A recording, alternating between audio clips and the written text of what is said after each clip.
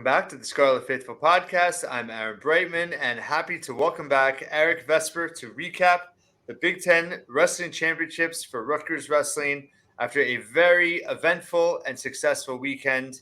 To review what happened, and then also to just look ahead at Nationals. Erik, thanks so much for being back. And what are your initial thoughts of how Rutgers did this past weekend? Aaron, thanks for having me again, and welcome to another Handsome Tuesday for Suriano, as we talked about last week. This is one of the. I was really looking forward to doing this. What a good weekend! I mean, this is one of my favorite parts about this, right? Because of course you do your best to be impartial, but I'm a fan, and this was a weekend where they just overachieved, pretty much in 8 out of 10 spots. I would say. I mean, they wrestled to their seed at every position or at every weight or better, and that's more than you can ask for. I mean, this was an excellent weekend, and I look forward to getting into it. Yeah, absolutely. Rutgers sending their most qualifiers to Nationals since 2016 when they sent all 10. This time they're sending 8, but also some great individual performances as well. Why don't we start at 125? Dean Peterson with probably the win of the Big Ten Championships, knocking off the number 1 seed Ramos of Purdue. And then, had a heartbreaking loss at one point, finished 5th ultimately. What was your overall assessment of his performance this past weekend? Yeah, definitely the most clips on Saturday night for sure that were posted on social media involved Dean Peterson taking out number 1 Matt Ramos of Purdue. It was a good match. Peterson just got to his attacks, and he was really good in scrambles. And what was really impressive is that last takedown that sealed it for him. He was on the attack there. He wasn't sitting back with his 4-1 lead, just counting his blessings and running for his life. So you love that aggression. You love him coming out on top of a kid that he didn't look like he could get to at all in their dual meet. Like I mentioned when we talked about it, that the length of Ramos seemed like it was a real problem for Peterson, but he found a way around it, and he looked really strong. And then he gets to the semifinals, seeing Patrick McKee of Minnesota. Kid he's faced, that was the 3rd time. He was 2-0 against him going into it. And very stingy match, not a lot going on. McKee's winning 2-1 going into the final seconds of the match. Peterson actually gets a takedown to make it 4-2. We got to keep in mind, though, McKee did have that riding time point coming, so it was basically 4-3. So he actually got hit by the announcer's curse. The announcer said, well, Peterson has this one locked up. And then McKee did some funky move that McKee does. Got out. Looked like he had him reversed, would have just given McKee the win. I think that was the original call on the mat. They reviewed it. They said it was just an escape.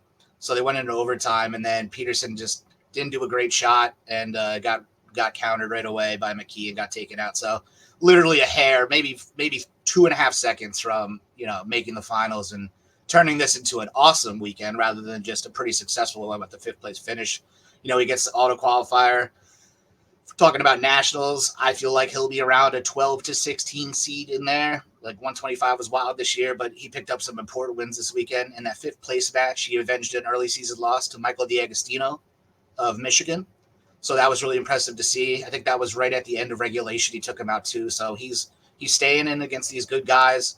It's really good to see these guys wrestle back too after losing in the semifinals. Sometimes you see the semifinal, like, I forget what they call it, semifinal stuff, but the dudes just don't feel like wrestling in the wrestlebacks. And sometimes it's hard to blame them when you take a crushing loss like that. But really good performance out of Peterson. I look forward to seeing what he can turn it into at Nationals for sure. I've seen, some chatter from wrestling accounts, on Twitter, and I even think Goodell, correct me if I'm wrong, but he kind of alluded to it in his presser after, just talking about Nationals and having a chance to do even better than All-American. And I felt like like Peterson's the kind of guy that has a super high ceiling. Obviously, he showed that with beating Ramos. I mean, he's a guy that in a team seed could make a legit run at Nationals, right? I mean, is that kind of the thought, how you look at him? Yeah, absolutely. I mean, especially like you just said, after taking out the number 1 guy this weekend, I don't think there's anybody that's just out of Peterson's league, which is an awesome situation to be in going into Nationals. And he makes me look kind of smart when I say all the time, I love Peterson going up a guy after taking a loss against him, going up against him again, because he makes adjustments better than most guys I could see. Proven true with Ramos. It took 3 times with D'Agostino, but he got there too. So he is a guy that learns from his mistakes, and he's also a very good tournament wrestler, as we saw this weekend. He's savvy. He knows what he needs to do. next time, maybe just hold on for dear life on a leg in the semifinals against Patrick McKee, and then just take a stall, whatever would have come with it. But still, he's definitely a guy that can. I mean, it wouldn't be surprising anybody if he's wrestling on Saturday at Nationals, and Saturday means your top 6. So I would not be surprised at all, or top 8, sorry. And of course, that winning the first Big Ten title for Rutgers at Big Tens since Anthony Ashnall and Nick Soriano in 2019. How impressed were you with his performance, and how well does this now set him up for Nationals moving forward? Yeah, Dylan Shawver, super gritty all weekend. He had 2 really close matches. His quarterfinal match against Braxton Brown in Maryland. He was the 7th seed. They had just met a few weeks prior, and Shawver was able to come out, I think, in sudden victory with a late takedown on a 50-50 position to advance. And that was just kind of the stuff he was doing all weekend. In the semifinals, he goes up against Iowa's 14 seed, Brody Teske. It wasn't truly a 14 seed. There was some kind of technical submission error. So he was in all reality like a 5th or 6th seed. And, another match that comes down to the end, Shawver and him are another 50-50 position where it looks like Teske really has the advantage. And instead, Shawver comes out on top, moves to the finals where he has Dylan Ragusin, the number 1 seed. I think he's ranked 4 in the country from Michigan. He took Shawver out twice this year. He's 2-0 against him. Both were decisions, though. They weren't big margins of victory by any means. And he's kind of has the advantage, it looks like, on Shawver early. I mean, Shawver gets the first takedown, but it's looking like it's going to be a repeat of the first 2 matches. And towards the end of the second, with Ragusin pushing Shawver up against the edge of the mat, Shawver just turns and flips him to his back with a lat drop, picking up 7 points, 3 for the takedown, 4 for the near fall. And it just kind of blew the match open right there. And it happened right in front of Michigan's bench, too. So you got to see their coaches really staring at the wrestler as he was on his back, which was kind of fun to see. But after that kind of caused Ragusin to wrestle a little recklessly because he was trying to come back, from a big deficit. And Shawver was just able to handle everything he was throwing at him. And in the end, he came out with a 23-8 technical fall win in the Big Ten finals for his first Big Ten title. Like you said, his first one for Rutgers since 2019 with Ashnall and Soriano. So can't be more impressed with Shawver. And with that Big Ten title, Shawver's now earned himself likely a really high seed at Nationals. I have him in the 4 to 6 range because unfortunately there aren't a lot of good wrestlers outside of the Big Ten for once. The IWA has 2 or 3 studs. Then you got I think he's now a 5-time Big 12 champion, Dayton Fix, as of last night, coming out of Oklahoma State, who has been around so long. That's who Soriano beat for his national title. So been around a long time, but Shawver's got a really good shot. I mean, getting a seed in All-American position really puts you in a good spot. He's going to be wrestling guys that are at the quality of their seed, right? Because they seed 1 through 33. So the first round, he's likely going to have a guy in the high 20s. So hopefully he could pick up a couple of wins and really just get his feet underneath him. And then anything can happen at Nationals. So I'm hoping for a big run from Shawver. And I'm really excited to dig into his potential path whenever those seeds come out. So looking forward to that for sure. Yeah, absolutely. I think he certainly has the opportunity to make a deep run at Nationals, and it was great to see him be able to bring it home at Big Tens. And then now moving on to 141, Mitch Moore, who I was really high on going in. I can't believe it's his 5th NCAA qualification now in his career. And he went 3-3, finished 6th place as the 7th seed, so slightly a better finish than expected, and obviously had some injuries this year. What did you think of his performance, which included a couple of pins? Yeah, I just have that on here. He had 2 pins in a combined 63 seconds. That aspect of it was great. He opened the tournament with a quick pin, and then in his first wrestleback match, I believe he also had a quick pin. In between that, there was a couple not so great things, right? He took 2 falls also. He got pinned by Jesse Mendez in the quarterfinals of Ohio State, and then he got pinned in the 5th place match by Nebraska kid. Brock Hardy. Hardy, thank you so much. Blanking on Hardy right there. Hardy's a really solid wrestler. He was the 4 seed, so he was Moore was definitely a underdog there. But he looked strong. He was able to get some leg attacks against some guys, which I was really happy to see because we both know he does love that upper body stuff. But seeing him get low, change his levels, get on people's legs. And then he's a really good scrambler too because I think he is so strong and he comes out of a lot of positions in an advantageous way. So I have him as a 18 to 22 seed, somewhere in that range. I think after today, he was ranked like 18th in the country. So right around there, he has potential, right? I mean, as being a pinner, it was huge for Rutgers. So if he could pick up like an early fall, that's huge team points. I think you get 3 points for a pin. If you remember, I believe it was 2 years ago at this point now with Conor O'Neill at 174. He got the 33 seed in the tournament. So the last seed, he was in a pigtail by himself against the 32 seed, and he pinned the kid. And it was the most points any Rutgers wrestler scored for the tournament, I think. So anytime you get a win at Nationals, it's important. And being a pinner, Mitch Moore, it'd be great if an opening round match, you could get some bonus points, help the team. But it's all about the individual performance overall. So it'll be interesting to see. I really got to see his seeding and see what his path could be. But again, I was just really impressed. Another guy who wrestled all of his matches on Sunday. You know, like you said, he was dealing with some injuries this year, but it was obviously important to him to wrestle all of his matches and get out there and represent the team. So 6th place finish, like you said, better than his seeding going in. And we'll see what happens when Nationals rolls around. Yeah, and obviously he has a ton of experience, so that can only help him, going into his last Nationals. Yeah, 5 times. That's crazy. Yeah, really, really intrigued by it. Yeah.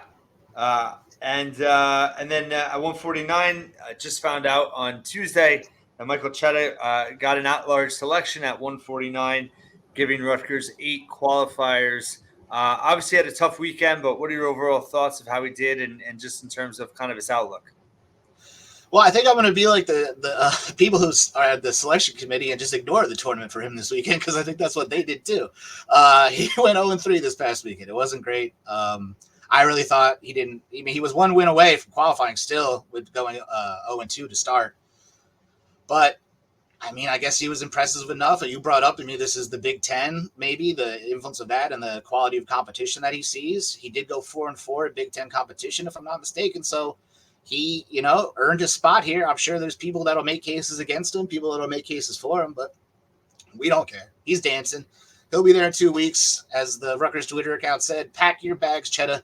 You're on your way to Kansas City with the rest of the team. And who cares at this point, right? It's house money. Go in there, wrestle your butt off, and maybe something good will happen.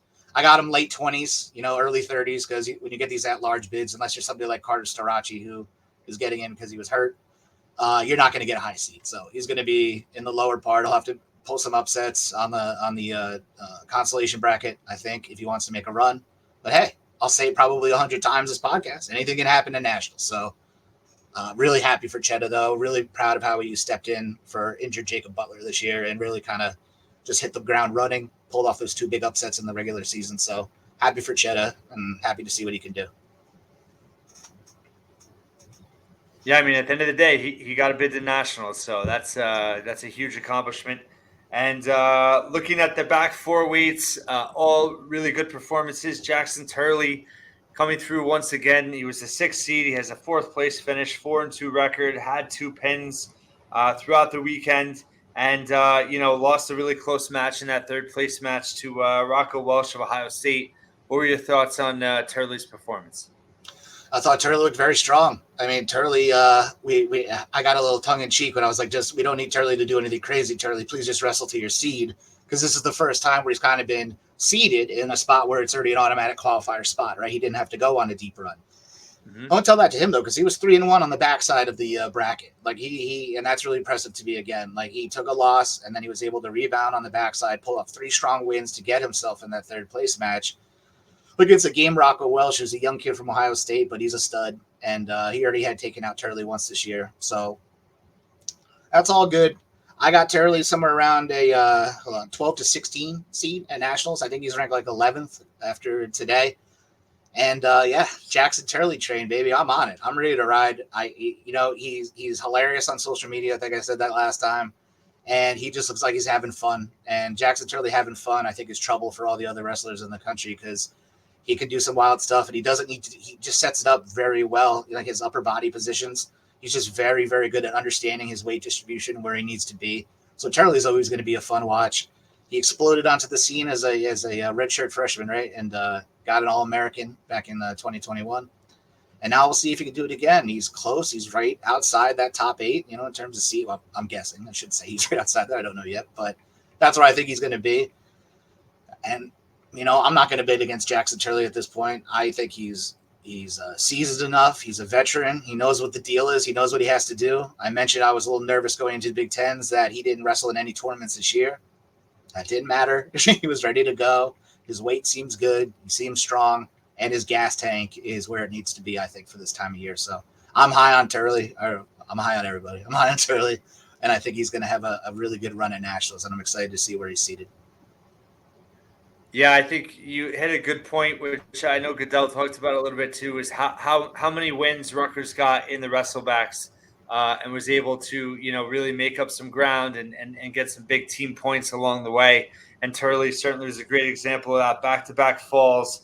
After that tough loss to Patrick Kennedy of Iowa, so he's resilient, and I'm excited to see what he can do moving forward. And then at 184, the 8 seed Brian Saldano wrestled better to seed as well. Finished 6th place, had a 2-3 record, but had two of those wins in wrestlebacks as well. Overall, how do you think he did? Yeah, unfortunately, Saldano was up at a bunch of times when other wrestlers were for Rutgers for some reason, so I missed like 1 or 2 of his matches, and the one I'm bummed I missed was his wrestleback match against Lane Malshewski of Michigan State. You remember these two kind of have a history. They wrestled twice last year, Malshewski taking a major in the first one, and then Saldano pinning him at Nationals. And then this year it was much anticipated rematch in the duel. Malshewski majors him. It wasn't really close to Saldano really putting anything together. And then we get to the Big Ten tournament, and Saldano beats him 11-1. So I don't understand wrestling at all when he's going, but I mean, he looked good. Saldano looked good. I mean, he had a rough 5th place match, but it was kind of expected. That kid put it on him during the regular season as well. But, he's proven that he's a wrestler that you don't want to see in a tournament. We always talk about the wild moves that he has, but there was a lot of controlled stuff this weekend, too, that really was worked out well for him. And I actually messed that up. He wrestled Ryder Rogotsky in the 5th place match, and he actually pinned him in the regular season. So I was looking forward to that, but this time Rogotsky got the best of him, and I think is the superior wrestler and picked up a major decision. So it's the Saldano show. We're all witnesses, right? So hopefully he can string a couple together at Nationals. I got him in that 20 to 25 range. I think he's ranked like 18th or 19th after his weekend.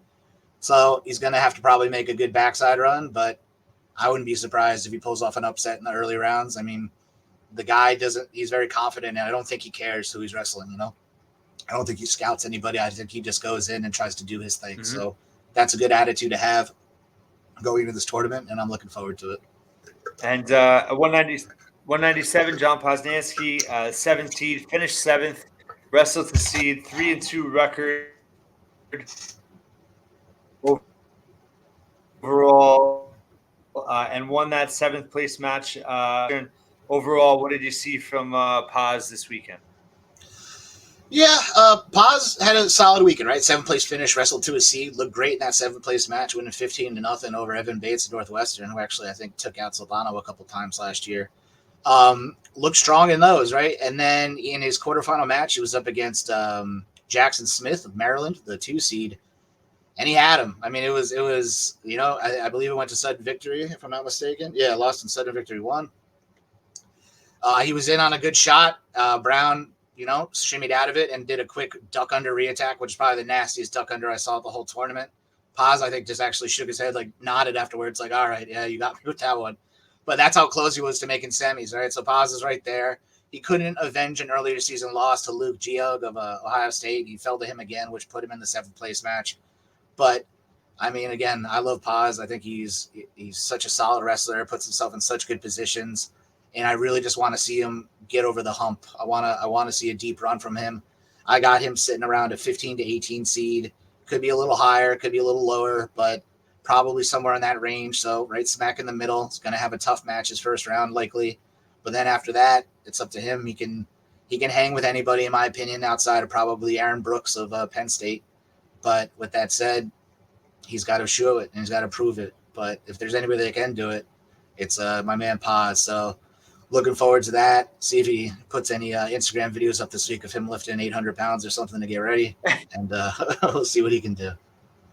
Well, and I think also having a winning record, even though he finished 7th, he still had more positive moments than not. So I think that can help him mentally getting ready for nationals and obviously looking for a big run from him. And then heavyweight, Yaroslav Slavkovsky, the 4 seed, wrestled to his seed, finished 4th, had a 3-2 record, made it to the semifinals against the number 1 seed, Greg Curvelet from Penn State lost there, but was able to bounce back and get to that third place match, ultimately losing overall. What did you think of Yara?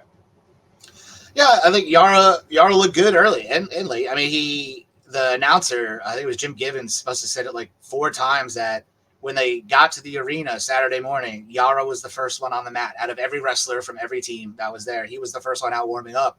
And he made a really big point about that because you usually don't see that from heavyweights, right? Because you don't want to, the idea of that warm up is to kind of like be within an hour of when you're going to go. And he still had probably 3 hours at that point before he was going to wrestle. So Jim Gibbons was nervous about it, which made me a little nervous about it. But Yara looked good. He looked good early. Like you said, made it to the semis, fell to a vastly superior Greg Kerfleet, who's just running through most people right now in the specifically in the Big Ten. We'll see how he does at Nationals against some quality guys from the Big 12. But yeah, I mean, Yara avenged an early season loss, which is big for seeding. He took out number 5, Seth Nevels in the wrestlebacks, did like a bully pause, like pushover. It's a funny video. Nevels, it was worrisome for his knee, but he kind of just fell right backwards. He just went and like just laid it on his back with his knees still underneath him. So Yara was able to take that out, and then he fell to a guy he fell to in the regular season from Michigan, Lucas Davison. But he was able to take him down this time, which was big. But then Davison just came right back in and iced it with a takedown of his own. So I mean, I liked what I saw overall from Yara. It looked like he was, he lost the guys he was supposed to lose to. And in wrestling, that sometimes happens. You can't get an upset every time. He put himself in a good position, wrestling to a seed here, though. I have him at like 10 to 15, somewhere in that range at Nationals, which is, just outside of that All-American area. And he's gritty. He's a veteran. He's been around. He knows what to do. He knows what he needs to do. He changed levels a couple times, and I really like that. Like got to almost lower leg attacks, which is something I haven't seen from him a lot this year. And I'll have to mix it up because he has his upper body style where he gets overs and unders and kind of throws the guy to the side and tries to get a leg that way. And a lot of guys have it's late in the season now, right? You're not really getting a lot of surprises from guys you're wrestling. So if coaches are telling him to watch out for that, then he's kind of neutralized. So he's got to find some other stuff, and he did this weekend, which is what I was happy about for sure. Overall, really strong performance from Rutgers. The 6th place finish, just missing 5th against Ohio State, falling by 1.5 points. But certainly encouraging, and having so many guys have a shot at Nationals now. We'll wait to talk about it once the seedings come out. We'll be back next week to preview Nationals. But any closing thoughts on the Big Ten performance and just looking ahead? My favorite stat, I almost didn't get it out, of the weekend. So they put this out on Track Wrestling. Of wrestlers, I'm going to try to word this correctly. It's a little confusing, but wrestlers who outplaced their seeds the most. So you add up that number. So for example, like with, Yara would be 0, Paz would be 0, but then somebody like Peterson is 4. Rutgers had 10, which was the highest in the Big Ten. So they had the best performance overall of guys. If you take it from an underdog perspective of outperforming their seeds, Rutgers was number 1. So you love to see any time Rutgers is number 1 on something in the Big Ten that doesn't come down to a negative thing. So really happy about that. And it just sums up what a good weekend it was overall. And it's hard to get too much into Nationals, like you just said, without having the seeds and stuff in front of you. But as you can tell, I'm excited. I look forward to getting into it with you next week. And this is it. We're almost getting to the end of it now. So treasure it while you can. And then I guess we'll have to come on here and talk the Olympic trials in April or something like that. The important thing is that, after last season, when it was a little bit of a step back, the team dual meets this year. I mean, 4-4, finished 7th in the Big Ten. Then they do even better at Big Ten championships. They out wrestle their own seeds, and now I think they're really poised to hopefully finish even stronger and have a great finish to the season at Nationals. We'll have plenty more once the seeding comes out, and we'll do a preview before next weekend. But thanks so much for listening once again, and thanks, Erik, for being here. Great job as always, and we'll talk to you tomorrow at the Scarlet Faithful podcast.